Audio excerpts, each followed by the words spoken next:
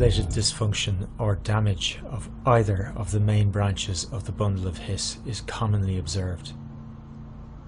The pattern of ECG changes associated with right or left bundle branch block are broadly predictable, and you must be able to recognize them on the ECG.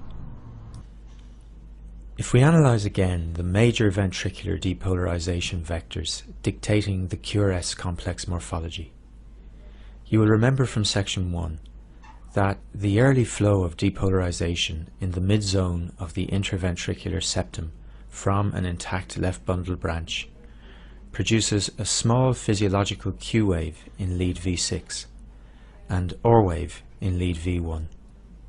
This signal is rapidly overwhelmed by the onset of left ventricular depolarization, which, moving towards V6, produces a strong R wave in this lead and S wave in lead V1. Signal transmitted by the right bundle branch depolarizes the right ventricle, but the signal from right ventricular depolarization is usually buried in that generated from the larger left-sided chamber. The rapid conduction of depolarization around the chambers by an intact conducting system means that all regions of the ventricular myocardium are depolarized within 0.12 seconds. We will now deal with the ECG findings associated with right bundle branch block. When conduction in the right bundle branch is blocked, septal depolarization proceeds as normal from the intact left branch from left to right, producing an initial R wave in lead V1. Depolarization arriving as normal in the left ventricle then generates an S wave in this lead. In the presence of right bundle branch block, depolarization of the right ventricle is delayed and travels to the chamber by direct cell-to-cell contacts. Slow depolarization of this chamber moving towards V1 produces a wide second R wave in this lead. Note also that this delayed right ventricular depolarization moving away from lead V6 produces a late slurred S wave in this lead. The QRS complex is broad, reflecting the delay in right ventricular depolarization. The ECG signal of right ventricular depolarization is normally masked by the signal from the much larger left ventricle. However, as right ventricular depolarization is delayed in the presence of right bundle branch block, depolarization of this chamber manifests as a delayed broad R wave in lead V1 and an S wave in lead V6. Abnormally wide QRS complexes with an RSR pattern in lead V1 and a delayed slurred S wave in lead V6 are the characteristic ECG findings of complete right bundle branch block. Note also that the highly abnormal pattern of depolarization in right bundle branch block results in an altered pattern of repolarization in the right ventricle. Right bundle branch block is therefore associated with ST and T-wave abnormalities in the right-sided chest leads. These abnormalities are a secondary phenomenon and do not necessarily indicate underlying ischemia or strain. The classic pattern shown here is seen in many cases.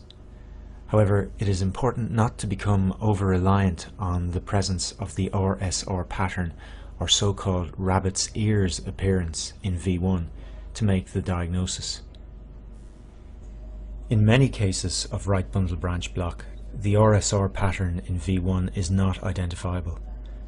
The QRS complex in this lead either demonstrating a small notch between the two R waves or indeed having the appearance of one large R wave.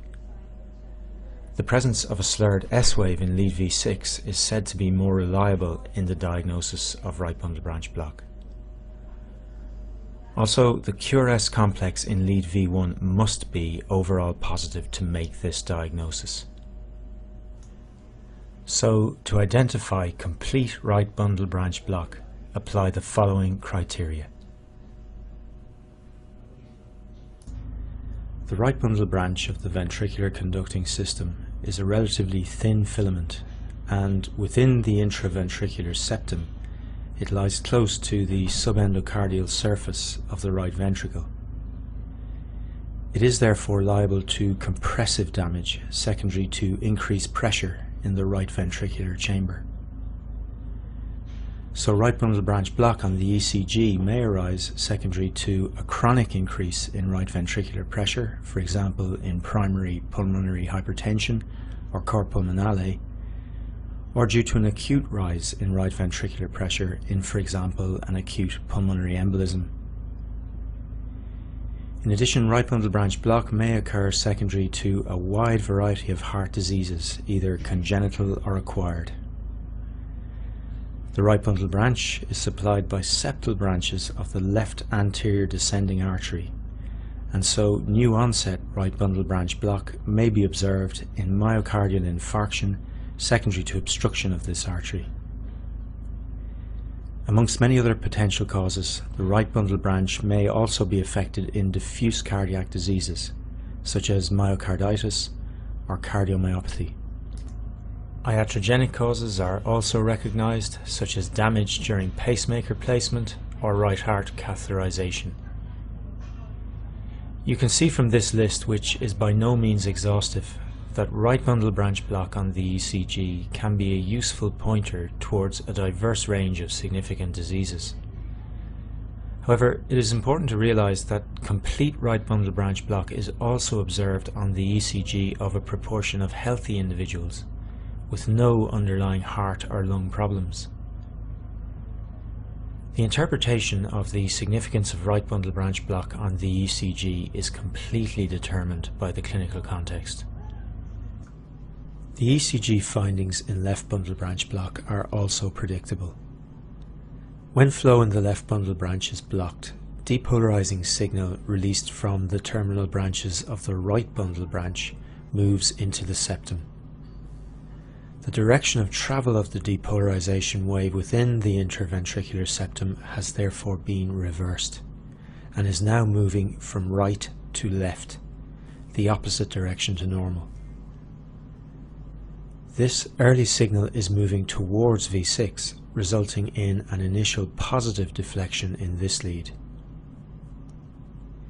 Depolarization is discharged into the right ventricular muscle mass in a timely fashion through the intact right bundle, and as this signal is moving away from V6, we start to see a negative deflection develop in this lead. However, as this process is taking place, the signal finally reaches the left ventricle from the right side of the heart. The slow spread of signal through the left ventricle dominates all others, and as it is moving towards V6, it generates a second R wave in this lead. This QRS morphology is the broad M-shaped QRS complex in the left-sided leads, characteristic of left bundle branch block. The initial R wave reflects reversal of the normal pattern of depolarization in the septum, while the second R wave reflects delayed left ventricular depolarization. A very similar QRS morphology is produced in the left-sided frontal lead, lead 1. You should note also that the delayed signal from left ventricular depolarization results in deep, wide S waves in the right-sided chest leads, illustrated here in V1. These are the classical ECG findings described in left bundle branch block. However, just like right bundle branch block, although key elements of these morphologies must be present to make the diagnosis, the actual appearance of the complexes varies greatly between cases. In reality, the notch between these two positive deflections is frequently not as prominent as shown here. In this example, the M pattern is far less obvious. However, this is left bundle branch block, as the QRS complex is broad and predominantly positive in the left-sided leads, leads 1 and V6. An overall negative QRS complex with a deep, wide S wave in the right-sided chest lead V1 is also consistent with the diagnosis. Also note there are no Q waves in leads 1 and V6. This is at least consistent with loss of the normal early left to right depolarization of the septum. In practice, the main criteria for diagnosing complete left bundle branch block are as follows.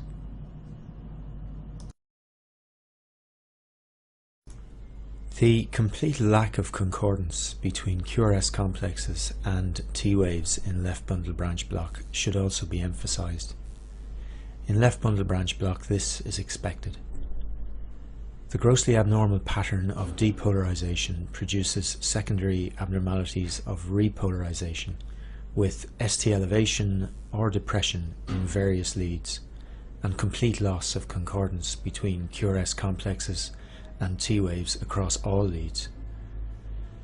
These changes are an electrical phenomenon secondary to the highly abnormal pattern of ventricular depolarization and do not indicate underlying acute ischemia or infarction.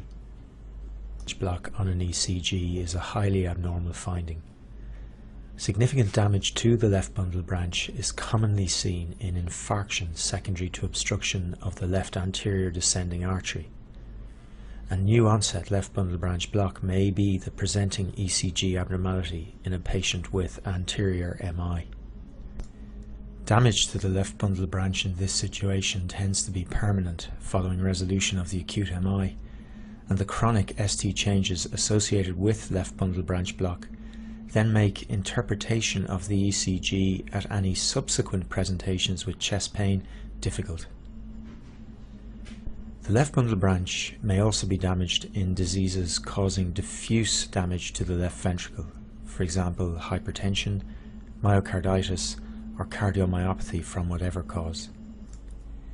In addition, during part of its course, the left bundle branch has a close anatomical relationship with the non-coronary cusp of the aortic valve, and consequently left bundle branch block is seen in diverse diseases of the aortic valve.